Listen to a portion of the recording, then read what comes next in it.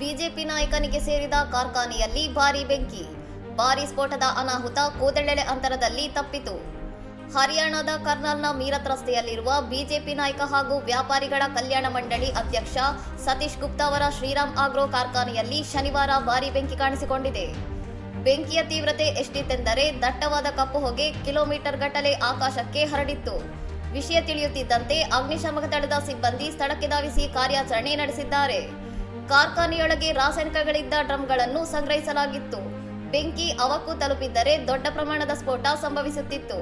ಆದರೆ ಸಿಬ್ಬಂದಿಯ ತ್ವರಿತ ಸ್ಪಂದನೆಯಿಂದ ಡ್ರಮ್ಗಳನ್ನು ಸುರಕ್ಷಿತವಾಗಿ ಸ್ಥಳಾಂತರಿಸಲಾಯಿತು. ಘಟನಾ ಸ್ಥಳಕ್ಕೆ ಕರ್ನಾಲ್ ಶಾಸಕ ಜಗಮೋಹನ್ ಆನಂದ್ ಮತ್ತು ಜಿಲ್ಲಾಧಿಕಾರಿ ಡಾಕ್ಟರ್ ಆನಂದ್ ಕುಮಾರ್ ಶರ್ಮಾ ಭೇಟಿ ನೀಡಿ ರಕ್ಷಣಾ ಕಾರ್ಯದ ಮೇಲ್ವಿಚಾರಣೆ ನಡೆಸಿದ್ದಾರೆ.